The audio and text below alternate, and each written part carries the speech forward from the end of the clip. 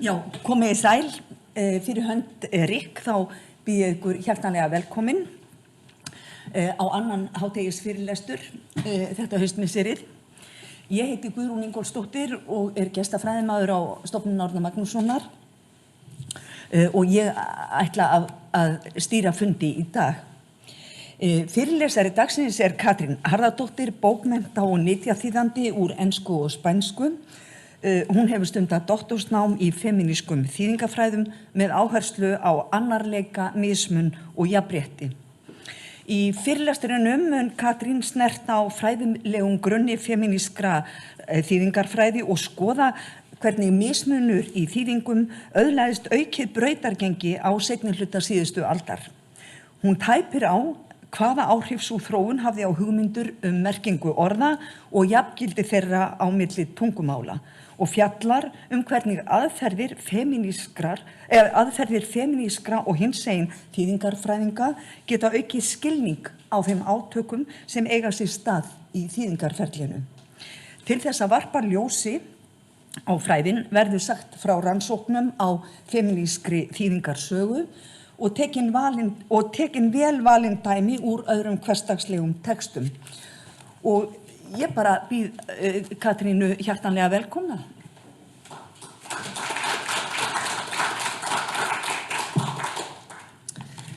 Góðan daginn og takk fyrir komuna. Þetta fámennt en góðmennt. Ég ánægð með það.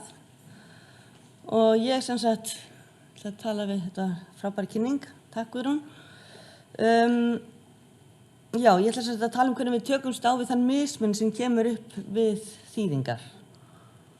Og sérstaklega þegar þessi þýðing þegar þýðingin hylur mismun og jaðarsetta reynslu og gerir ráð fyrir að fanga megi annarleikan í þýðingum. Og sko spurningin hér, þessi spurning, hvað getur femínismi gert fyrir þýðingar? Hún kallar á fleiri spurningar eins og til dæmis, hvað femínísk þýðingafræði og hvaða mismunur þetta eiginlega og hvað átt við merkingu mismunar. Og ég ætla að svara fyrst þessari síðustu spurningu og svo koll af kolli og segja svo frá því hvað femínismin hefur gert fyrir þýðingarnar og eins og Guðrún kom hérna inn á. Ég vil koma samt því fram að textanálganir femínískra þýðingafræða og þýðenda eru jafn margar og femínismin sjálfur og hérna í dag, þá ætla ég mismunurinn bara ein hlið af þessu fræðasviði, í þessu fræðasviði. Já, ég ætla að fá mér eitt vatnsglas, eitt sopa og svo byrjum við. Ok, það er mikilvægt að muna hér það sem þýðingafræðin hefur hamrað á síðustu hálfa öldina eða svo og það er að þýðingar eru valdatæki. Og þá skiptir engu hvort umræður þýðingar á nytjatextum eða sígildum bókmenntaverkum, allar þýðingar eru undirorpnar íhlutun og hagræðingu. Þær eru ritskoðaðir og endurritaðir textar sem ríkjandi hugmyndafræði hvers tíma mótar eftir sínu höfði á sínu markmáli. Þýðingarnar sjálfar eru svo metnar eftir því hversu vel þær falla að þessari ríkjandi hugmyndafræði eftir því hversu læsilegur þýddi textin og eftir því hversu læsilegur þýðingin þá hverfa öll merki þess að hún sé í raun að vera þýðing. Hún verður endurgerð upprunalega textans og leið hverfur þýðandinn. Sjálfsmynd þýðenda verður ósýnileg. Býtum við. Já, ég ætla ekki að byrja á því að afsaka mig, en ég náði ekki að klára þessar flærur hérna af persónulegum ástæðum. Allavega, það skiptir ekki máli hér. Þessi stutti formáli nauðsynlegur til að gera grein fyrir þessum hugtökum sem hjálpa til við að skýra umfjöllunarefni okkar í dag. Það hugtökin vald, íhlutun, endurritun, sjálfsmynd og ósýnileiki. Þessi hugtök koma fram á 9. áratug síðustu aldar þegar menningarleg hvörf áttu sér stað innan hugvísindana og þar á meðal innan þýðingafræðinnar. Innan þýðingafræðinar fellur mismunur undir það sem kallast hugmyndir óvissu þýðingar og merkingar og fellur það undir þekkingafræðilega efahyggju. Óvissan öðlaðist aukið brautargengi sem andsvar við jafngildinu sem aftur átt að sveigja framhjá því hneyksli að þýðing geti ekki sagt hið sama og frumtextinn. Það að þýðing þurfi að segja það sama og frumtextinn felur í sig hugsunarhátt sem gjaldfellir þýðingar svo litið á þær sem endurgerðar afurðir í afleiddu vinnuferli.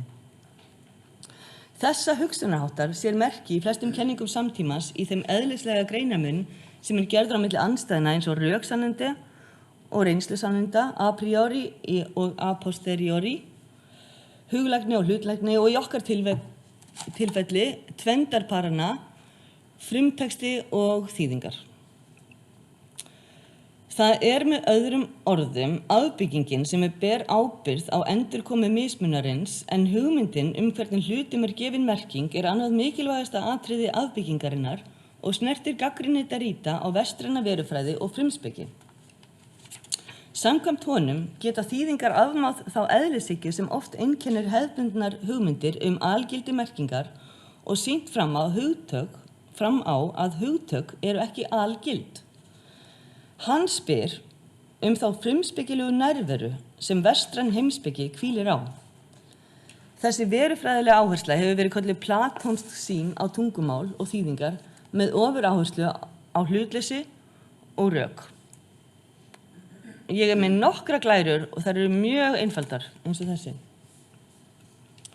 Þessar andstæður mynda saman grundvöll struktúralískra málvísanda og skilgreina merkingu í gegnum tilveru eininga sem öðlast merkingu við það að vera ekki eins, þær nærast á samanburðinum hver við aðra. Án gagnpóls engin merking fyrir hendi. Og nú ég að vísa í hann Gauta sem situr hér, bara svo að komi fram.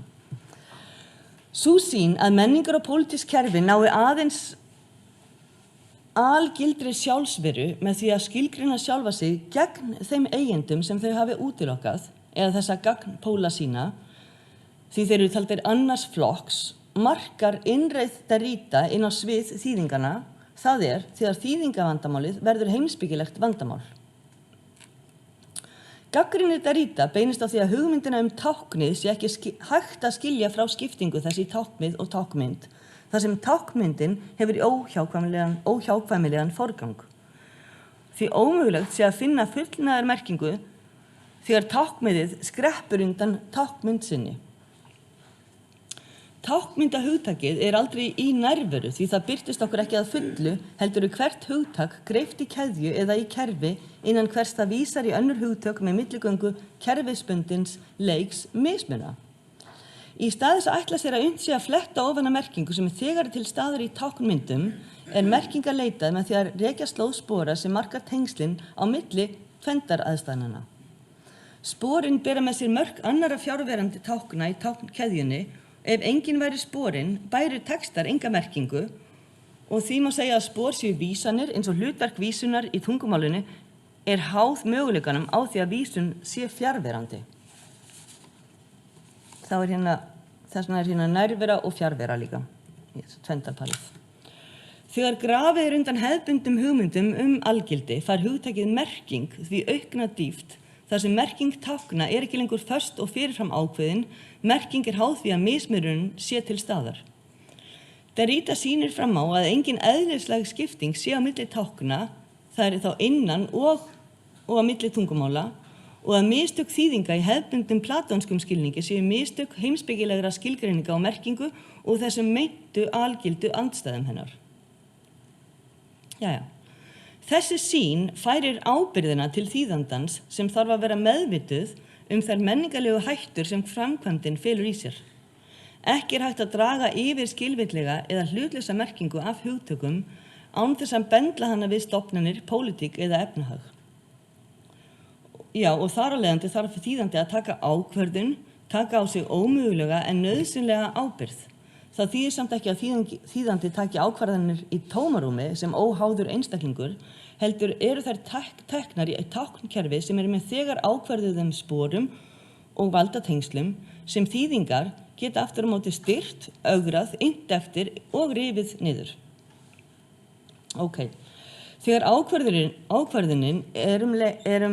og leið ábyrgðin þýðandans spurt hver þýðir og hvernig hann þýðir. Hið klofna viðfang sem þýðir í sífelldri verðandi í táknkerfi sem aftur á móti opnar fyrir möguleikan á merkingu. Ábyrgðin felst samt ekki í að þið þýðandi viðfang hagi sér af ábyrgð gagnvart ótengdum annarleika, heldur að í stað þess að endurtaka sjálfa sig felist ábyrgð þýðanda í að játast eða svara annarleikanum. Þýðingavandamálið felst þá í að svara annarleikanum án þess að smækka það sem annað til þess sama með því að túlka það samkvæmt þeim kerfum og ætlunum sem byggja eigin sjálfsmynd og samfélag. Já, þarna var ég endurtaka mig af því að þetta svo mikilvægur punktur. Hann ætti að fá sér glæru, en stíð bara hafi þetta bak veirað. Femínískir þýðingafræðingar sækja í þennan grunn, það þessa gagnrýni á platónsku sýn á tungumálið, því að merking byggja á mismun og að bæta betur, því inn í þessa mismun á jöfnu vantar nokkuð mikilvæga breytu. Það nefnilega nokkuð ljóst að hægur vandi að skipta hér út hugtökum í jöfnunni, svo í stað þess sama setjum við karl og í stað annað setjum við konu. Þannig getur sagt, táknið þá mannkynið og tákmyndin yrði kallinn og táknið konan. Við ætlum að setja þetta upp í tvenndarandstæður. Tvenndarpar. Nú kinka ég kollinn til Simone de Beauvoir, sem nokkrum áratugum fyrir en þessar hræringur áttur sér stað, skrifaði konuna sem hittkynið. En hún sem sagt sagði, konan birtist sem neikvæði póllinn en af því leiðir að allar tilraunir til að skilgreina hana sem eru takmarkandi og sneyddar gagnvirkni. Hún aukaatriðið andspænis aðalatriðinu. Hann sjálfsveran, hann veruleikinn sjálfur, hún hinn. Þetta var þýðing Þorvar Tulininsar. Allavega, bara svo komið fram. Beauvoir mun koma við sögu síðar, en svo ég ætla strax að fá að vinda mér í hvað spurningar ójafna... ég ætla að fá að vinda mér í hvaða spurningar ójafn félagsleg staða kynjanna vakti upp stöðu kvenna í tungumálinu. Og hvað klukkan? Flott. Við erum sem sagt búin að tæpa á því hvað felist í því fyrir þýðanda að vera undirorpin því valdi sem felst í tungumálinu og hvernig þessi ójafna staða þýðinga í tvíhyggjukerfinu undirskipar hana sem annars flokks. Á sama hátt táknmiðið undirskipað táknmyndinni og þessi mismunur veldur því að merking hugtaks í orðasafni, hvað það og hvað það ekki, aðeins skiljanleg í tengslum við stærra kerfi. Þá verður merking afleiðing tungumálsins en ekki fyrirfram gefin nærvera sem tjáð með tungumálinu. Því ómögulegt að draga hana heila úr málkerfi og flytja yfir og vegna þess að þetta margræða tákn opið til túlkunar, þá bóla þýðingar burt frumteksta sínum, hún ekki lengur annars flokks endurframleiðsla, hún endurritun og því sköpun í sjálfu sér.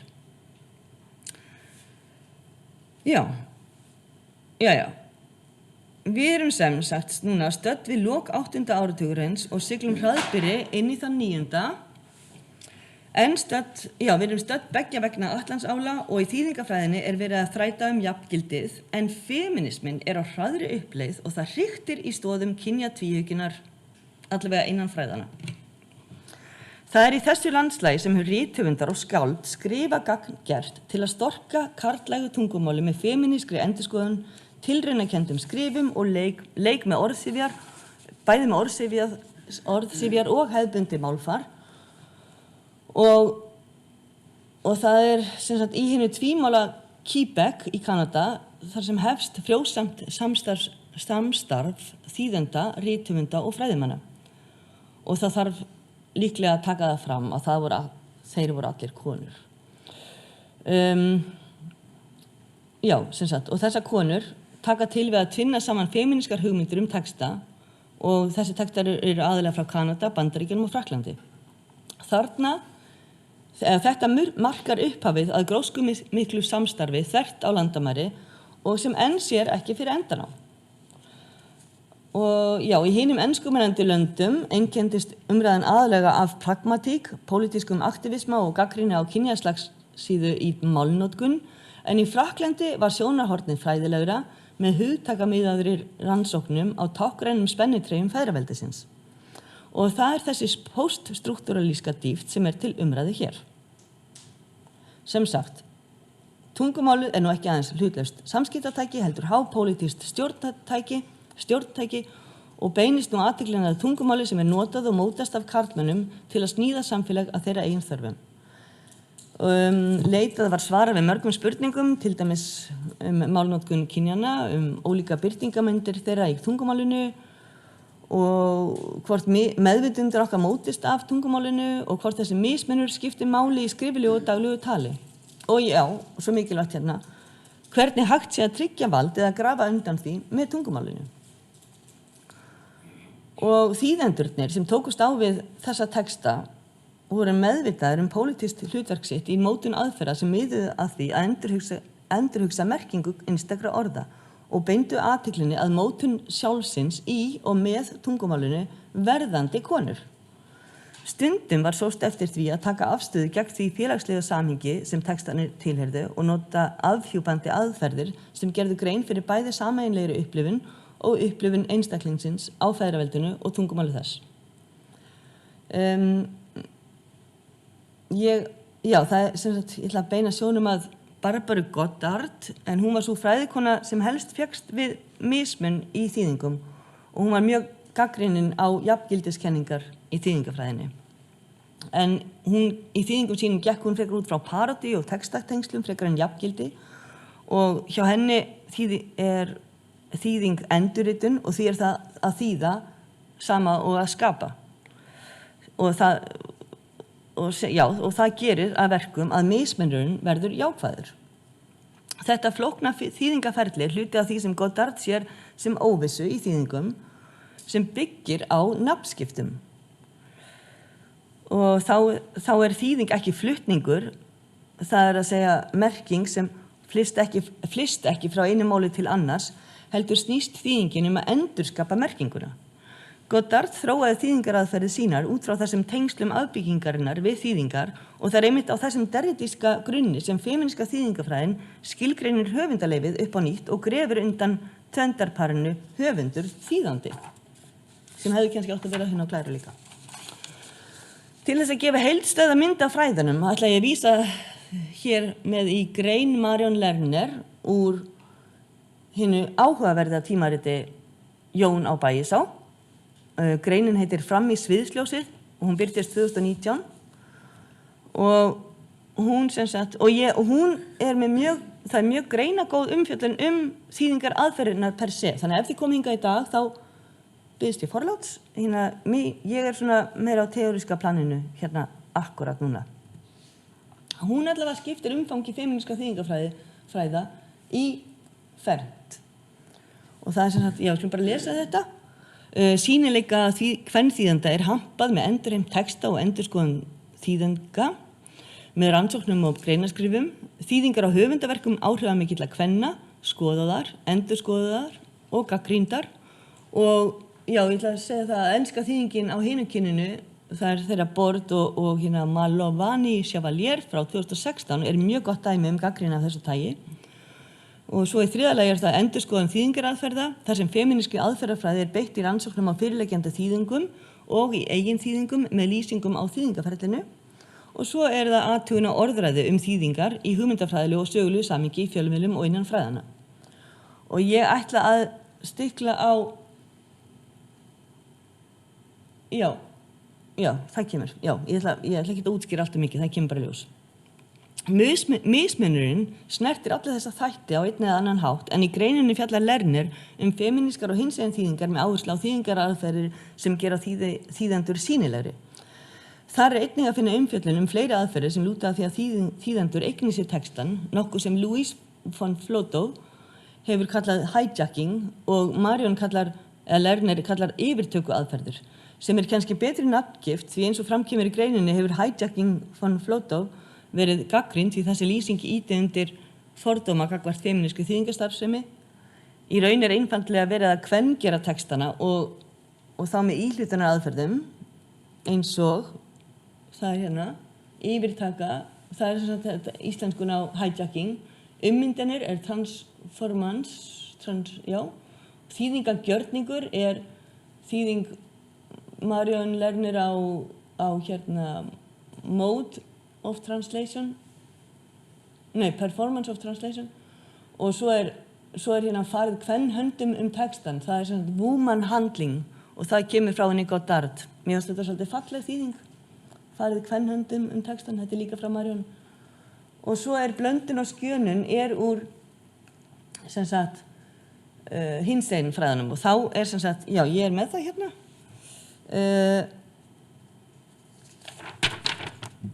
Já, ég búin að segja þetta. Lerner, sem sagt, Marion, fer einnig í hvernig hinsegin þýðendur hafa unnið gegn anti-hinsegin skilaboðum í textum, ýkt hið tvíkynja norm til að flétta ofan af því eða þróað kynhlutlaust tungumál. Til þess notuð blöndun og skjönun og þá blöndun tungumála og skjönun kyngerfa til þess að gefa þá mynd að menningarheimar mætist ekki endilega við skýrt skilgreind mörk, heldur þvert á móti skarist sjálfsmyndir einstaklinga þvert yfir menningabundin og kynbundin landamæri. Sko, já, þetta eiginlega einu dæmin þýðingar sem ég hef í dag, af því að Amante, mér finnst það bara svo fallegt, og þör og þer, og þá þetta sem sagt verið að gera, þetta sem sagt, í rauninu, já, þetta hérna dæmi hvernig texti eða merking kvengerð í þessu tilviki lesbískum textum. Já. Önnur aðferðin sem bæði hinsegin og femínískir þýðendur hafa gripið til hefur að gera með málfræðilega kynið. Vegna þess að málfræði á milli mála ólík gefur að skilja að það oft erfitt að koma til skila mismunandi texta áhrifum. Til dæmis þegar vísað í hinsegin ástir með tiltekinni kynjanótkun. Sú var einmitt raunin í Quebec þar sem þýddir textar voru eftir lesbíska höfunda frá ensku og yfir á frönsku og öfugt. Tekið var upp á kvenkyra orðin, gripið var til grafísks myndmáls með feitletrunum og hástöfum og ný orð búin til eða gömul orð sett í nýjan búning. Já, þýðingaraðferðunum, þýðingaraðferðunum gerð skil með notkun hliðartexta, en mikilvæga þeirra við þýðingar hvers konar kemur bersýnilega í ljós þegar fyrri enska þýðingin á hinu kyninu eftir Beauvoir var endurskoðuð í femínísku og þýðingafræðilegu ljósi og það í versta falli kaldhæðnislegt hvernig verk þeirra sem hafði hvað einna mest áhrif á sjálfsmynd kvenna og kvennapólitíska baráttu síðustu áratugina skuli hafa hlotið þá meðferð sem raunin varð. Margt hefur verið skrifað þessa meðferð og óþarfa að endurtaka hér, en þó má koma fram að í fyrri ensku útgáfunni sem kom út 1952 sleppti þýðandinn Howard M. Parsley, dýrafræðiprófessor á eftirlaunum, yfir 10% af bókinni, þar á meðal góðum helmingur nokkrum köflum og nöfnum hátt í 80 kvenna. Þessar breytingar höfðu mikil áhrif á heild verksins og samfélags- og sögulega greiningu Beauvoir í Frakklandi og auk þess sem Parsley þýddi lykil hugtök í tilvistarspekinni rangþýðingar sem gáfu alranga mynd af Beauvoir sem slökum rithöfundi og hugsaði. Hér þarf að koma fram að það var ekki minnst á þessa breytingar í hlíðartextum og lengi vel var Beauvoir ókunnugt þær. Notkun hlíðartexta einmitt mikilvægt verkfæri við þýðingar og hvað þá þegar íhlutun þýðanda jafn mikil og í þeim sem til umræðu hér. Eins og kom fram hér í upphafi þýðingar ávallt undirorpnar íhlutun og sér í lagi þegar þýðandi reynir að komast hjá platónskri sýn á tungumálið. Þá þarf að útskýra merkingabær tengsl, ummyndanir, umbreytingar, nafnskipti, blöndun og skjönun og þar fram eftir göttunum. Og það einmitt með hlíðartextunum sem femínískir þýðingafræðingar varpa ljósi á framleiðsluna, þýðingaferlið, þeir útskýra sín atbeina, flíka eigin túlkunum og riðla til áðurnefndum tvendarpörum höfund þýðanda, frumtexta og marktexta og karl og konu. Jæja, nú við komin að lokum 20. aldarinnar og það þýðingafræðingurinn François Massardier Kennedy sem benti á að aðferðir femíníska þýðingafræði væru ekki femínískar í sjálfu sér en þær eru notaðar í kvennapólitískum tilgangi og það er það sem skiptir máli hérna. François varpaði upp þeirri spurningu hvort femínísk nálgun fælist ekki í því að skilja hvernig orðræðan smíðar eða afbyggir kyngerfi og í öðru lagi hvernig hún leitast við að forðast skiptinguna í tvendarpörin frægur, höfund, þýðanda, frumteksta, markteksta. Þróun innan femínísku þýðingafræðinnar,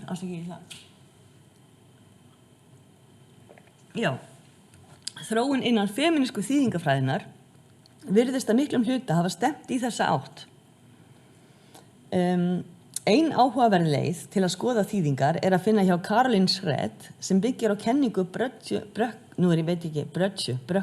Bröcku-Ettinger, veistu hvernig sem er þetta? Bracka-Ettinger, já, allavega. Hún er myndlistakona, sálgreinandi og fræðikona og hún sem var með þessa hugmyndur femíníska táknið matrixið. Og matrixið er myndhverf vísun í móðurlífið og legið og stefnir Ettinger því upp á móti fallusi Lacans sem aðferð til að endurskoða tengslin á milli lesenda, höfunda og bókmenntateksta. Samkvæmt Schredt ýtir lestur að hætti Ettinger undir siðferðisleg tengsl með samskiptum þar sem mismunur er viðhaldið í persónulegu rými. Matrixið er þá notað til að lýsa eða legið eða móðurlífið, er það notað til að lýsa sköpunarferli og umbreytingu sem eggja til endurskoðunar á hefðbundnum hugmyndum hvernig þýðingar þjóni frumtekstum. Tilgangur þessa þýðingamódels er að endurhugsa þýðingar út frá víðari sjónarhorni menningafræðina með því að auka við skilning á því hvernig menning verður til í tengslum og í samvinnu á milli fólks en ekki af stökum einmanna hetjum. Ég verð að viðurkenna að ég er ekki nógu vel sjóið í sálgreiningu og ég treysti mér ekki í að útskýra betur þessa ég þorði ekki að setja neitt flóknar upp heldur en bara verk frá Bröcku-Ettinger. Það er hægt að finna, það er mér svolítið flott og hérna já, ég verði eiginlega bara viðurkenna það, en það er kannski býður betri tíma. Og já, þó að rætur þessa fræðanga hafi sprottið fyrst innan bókmenntana hafa femínískir þýðingafræðingar ekki þar við látið sitja, mikið vatn hefur runnið til sjávar og gufað upp og ringt niður og aftur út í sjó og síðan á 9. áratugnum og samskipti þvert á landamæri hafa stökkbreyst. Ég spyr mig á því hvort þetta persónulega rými sem Ettinger talaði fyrir daga internetsins hefur að einhverju leyti raungerst í krókum þess og kimum þar sem mörkin á milli almenns rýmis og þess persónulega virðast oft á tíðum gufa upp fyrir framan tölvuskjáinn. Mismunurinn er að svo að segja allstaðar og oftar en ekki virðist samtalið hann, mismunin, fara frekar forgörðum en að vera uppbyggjandi og ég er ekki frá því að það sé vegna þess að við kunnum einfaldlega ekki að tala hann. Og nú það vill svo til að sem ég satt sveitt við að undirbúa þennan fyrirlestur, þá komst ég að því að nýtt greinasafn var að birtast að koma út femíníska þýðingafræði. Alveg bara glænýtt, þetta var bara að koma úr prentunn. Og ég varð að fá að tróða því hér inn að segja frá nýjustu rannsóknum. Þetta eru allavega 9 greinar margbreytilegt efni og hún heitir Translating Feminism, Interdisciplinary Approaches to Text, Place and Agency. Og það var úr verndarráða en greinin Translation or Transliteration, Gender Troubles in Russia eftir Erin Catherine Kraft var fyrir valinu því hún lýsir hugtakinu hún lýsir ferðalagi hugtaksins kyngerfi yfir til rússnesku og hvernig orðræðan hugtakið hefur bein gagnvirk áhrif á mismun bæði á milli tungumála og innan þeirra. Hugtakið kyngerfi er notað umritað í markmálinu rússnesku, það er gender með hörðu G og þegar það er umritað við upplausn Sovétríkjanna 91 var það leið skotspónn gagnrýni ríkis, kirkju og fjölmiðla. Í hugtakinu fólst ógn við nýtt ríki og samfélag sem enn var í mótun og nú 30 árum síðar það enn í brennidepli umræðuna hvorki meira né minna en framtíð Rússlands. Eftir að fara í málvísindalegt og menningarlegt samhengi flókið umhverfi markmálsins dregur greinarhöfundur upp útlínur á viðtökusögu og notkun hugtaksins með vísunum í yfirlýsingar ríkis og kirkju, umfjöllun í fjölmiðlun og endingu viðtökur og útbreiðslu samtímafeminista á gender. Fyrstu landamærin sem hafa þarf í huga við ferðalagi kyngerfisins til Rússlands að í rússnesku ekki til orð sem laust við málfræði eða það sem eða kynlaust orð. Þetta, já. Og það skýrir að einhver leyti af hverju það var umritað beint. Að auki ber hugtakið gender með sér heimspekilegan og verufræðilegan bagga. Ok, þetta hlaðið orð en allavega sem ógerningur að færist sjálfkrafa á milli mála. Það jafnvel enn verið að ræða gildi táknmiðsins í heimalandi hugtaksins. Og þó að fyrstu móttökur hugtaksins kyngerfis í byrjun 10. áratugarins hafi verið góðar og kynjafræði hafi átt vissu gengi að fagna innan háskóla í Rússlandi og að ríki og kirkja hafi litið sem svo að með opnari huga myndi landi færast nær nýjum mögulegum bandamönnum, þá leið ekki að löngu þangað til að litið var á fræðin sem vestræn afskipti, ógn við hefðbundin fjölskyldugildi. Ein afleiðing þess var að nýjar hugmyndir félagsleg hlutverk sem kynjafræðin innleiddi í rússneskt samfélag voru í raun notaðar af ríki til að festa enn betur í sessi hefðbundin kynjahlutverk. Í þeim tilgangi að færa samfélagið nær íhaldslegum gildum og stjórna líka fæðingafjölda. Það sem á þessum árum fyrir 2000 þá sem sagt fæðingartölur að falla og þetta bara hluti af pólitíkinni. Og þessi þróun hefur ef eitthvað aukist á síðustu áratugum enda nýtist heteronormatíva narratívan vel ríki og kirkju í baráttu gegn þungunarrofi, hinsegin og kynsegin herferðum og í afglæpavæðingu og heimilisofbeldis, svo eitthvað sé nefnt. Og í meginstreims umræðu rússneskt kyngerfi má nefna að stór hluti rússnesks samfélags lítur ekki á kvenleikann sem pólitískan eða takmarkandi gjörning, heldur sem birtingamenn þess að hafa nóg að velja eftir sovjettímabilið, menningar og efnislega. Og þegar hver einstaklingur kynlaus félagi, má vega upp á móti takmörkunum persónulegra tjáningar með ástundun kvenleikans til að vera meira þær sjálfar. Í þessu samhengi ekki skrítið að notkun kyngerfis sem á að afbyggja kvenleikan sé litin hornauga. Samtíma feministar og aðgerðasinnar hafa tekið hugtakinu opnum örmum, þótt gæta megi áhyggna af þessum sundrandi áhrifum sem þetta útlenska orð geti haft á markmið rússneskra feminista á öðrum vettvöngum vegna notkunar þessi opinberu umræðu. En það vekur athygli að yngri feministar nota orðið gagngert til að afhjúpa miðlæga valdastrúktúra sem staðsetja þessar sömu umræðu. Greinarhöfundur tekur dæmi til dæmis herferðir sem háðar á samfélagsmiðlum, svo sem millimerkið Tine Odna eða þú ert ekki ein og greinaskrifum hvers konar þar sem hugtakið gender notað, það útskýrt og það sett í samhengi við rússneskt samfélag. Þannig festir orðræðan rætur í rússnesku samhengi og leið tengist rússnesk orðræða og samhengi við það alþjóðlega.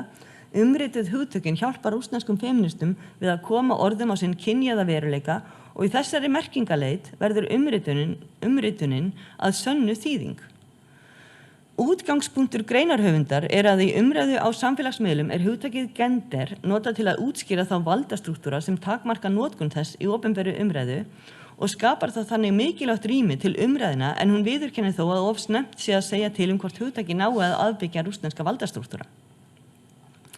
Engu að síður sé merkilegt hvernig gender hafi frá upphafi varpað ljósi á hvernig ríki og kirkja reyna að stjórna orðræðinu og hvernig þýðing hugtaksins og útbreiðsla þess hafi leitt af sér samstarf og samskipti bæði innan landamæra og þvert á þau. Já, ég hef náttúrulega farið úr einu í annað hérna og ég ekki hætti. En það auðvitað eitt að þýða bókmenntateksta og annað að þýða nytjateksta og svo stök orð í opinberu umræðu. og þrátt fyrir yfirlýsingar mínar hér í upphafi að allar þýðingar séu undirorpnar íhlutun, þá kalla ólíkir textar á ólíkar nálganir. Í umfjöllun málfræðilega kynið í femínískum þýðingum í áðurnefndri grein Marion Lerner fram í sjálfsviðsljósið kemur fram að þó kvenþýðendur bókmenntatexta stefni markvisst að því að nota tungumál án aðgreiningar, það kynhlutlaust tungumál, oftar en ekki mætt litlum skilningi af hálfu yfirleysara og útgefenda. Þá helst að þetta gerist bara í einhverju afmörkuðu sviði innan kvenna bókmenntana. Lerner að vísa í könnun sem gerð var í Þýskalandi en ég held að mætti vel segja það sama íslenskan markað. Og aðeins að persónulegu nótunum þá get ég sagt frá því að ég fekk að nota persónulega fornafnið Hán í þýðingu innan fyrir 2-3 árum og það í bókinni, þetta kemur fram í bókinni Hungur eftir, femíníska aðgerðarsinnan Roxane Gay og nánar tiltekið ef þið hafi lesið eða viljið lesa hana þá þetta í upphafi kafla 11 og þá hún að tala elskuna hennar sem kynsegin og þá kemur þetta orð þar fram sem they og þá það eintölu fornafnið they sem bara gott og gilt og apa og fleiri tilvísunarkerfi nota og ég verð eiginlega að bæta það inn sem í vinnu minni eða starfi mínu sem nytjaþýðandi þá fæ ég beiðnir að nota kynhlutlaust tungumál. Ég meira sér að reynda að prófa að tróða Hán inn í Microsoft þýðingar og ég held ég hef ekki fengið það í hausinn, ég þarf eiginlega að leita uppi. Allavega, þökk sé hinsegin og að kynsegin aðgerðarsinnum eigum við nú orðið Hán og því lá beinast við að nota það í þýðingunni en það var samt ekki fortögululaust, ég þurfti svolítið að berjast fyrir því. En með því að vísa í baráttu 78 samtakana, greinaskrif á femíníska veftímaritinu knús.is sem og á meginstraumsmiðlum, það er búið að birtast út allt, greinar Hán. Já, og svo síðast en ekki síst vefsíðuna ö-til-a.is, þá gat ég sannfært útgefenda að Hán væri það orð sem bæri að nota. Líður nú að lokum hérna, já, þetta alveg allt að koma. Tilkoma fornafnsins tilraun til þess að fanga upplifun kynsegin einstaklinga á raunveruleikanum í tilteknu samhengi og heyrir því undir sjálfsmyndapólitík seinni hluta 20. aldar. En Hán vísar ekki aðeins í huglæga upplifun einstaklinga, heldur einnig reynslu þeirra af efnislegum veruleika og gæti þeir einnig verið vísir að þróun sem átti við sér stað innan femínískra heimspeki á síðustu árum. Eftir aldamót hefur nýefnishyggjan, eða new materialism, rutt sér til rúms með aukinni áherslu á líkamlega upplifun einstaklinga. Áhersla á mikilvægi orðræðunar hefur verið gagnrýnd og sömulegis það vald sem tungumálinu hefur verið gefið. Með þeim afleiðingum að hinn efnislegi heimur sem umlykur okkur gerður ómarktækur. Mótunarhyggjan sem hefur verið ráðandi í félagslegri greiningu á undanförnum áratugum ófullnægjandi þegar tekist á við hnattræna hlýnun, nauðungarflutninga, líftækni og aukna samskiptatækni. Þessir hlutir hafa greinilega pólitísk og líkamleg áhrif á okkur og nýefnishyggju sinnar kalla nú eftir því að femínistar endurveki líffræðilegan og efnislegan atbeina í femínískri greiningu. Þar með ekki sagt að ekki sé til staðar meðvitund hvernig vald gæðir líkama og efni félags- og pólitískri veru og hlut eða þær pólitísku afleiðingar sem líffræðileg eðlishyggja hefur haft á líf fólks. En ég vil segja að með viðurkenningu á því að vefni og líffræði hafi áhrif hægt að falla frá því orsakasambandi þar sem annarkvort menning eða líffræði ákvarði afleiðingar og taka upp orsakasamband þar sem orsök flókin, endurkvæm og ólínuleg. Nálgunin krefst þess að ábyrgð á óréttlæti sé endurhugsuð og að leita sér nýrra leiða til félags- og pólitískra umbreytinga. Þessi gagnrýni nýefnishyggju sinna á hefðbundið orsakasamband vestrænnar heimspeki helst í kröfur við kröfur femínískra þýðingafræðinga meðvitund þá hættu að tala sér fyrir aðra að komist sé hjá Evrópu með þeirri sín á og við þýðingar en umfram allt skilning á landfræði, félags- og pólitísku samhengi sem frumtextin kemur úr. Viðfangsefnið mikilvægi staðsetningarinnar eða staðsetningar hins líkamlega sjálfs og samband þess við heiminn því einstaklingurinn í sífelldu ferli sem bundið stað og tíma. Og þar sem þýðingar þvermenningalegar ósmættandi mismunun til staðar í femínískum nálgunum að tvennuleyti, bæði á milli kvenna eða kynja og menninga. Þegar athyglin á mismunun geta þýðingafræðingar þýtt með tilliti til sjálfsmynda, staðsetningar þeirra og sögulegs samhengis. Og nú spyr ég sjálfa mig. Já, hérna punkturinn. Geta ekki femíníska þýðingar og þá sem þýðingafræðilegir aðgerðasinnar afmáð þá eðlishyggju sem oft einkennir hefðbundnar hugmyndir algildi merkingar og sýnt fram á þannig að hugtök séu ekki algild. Þið ekki bara sammála mér? Takk fyrir.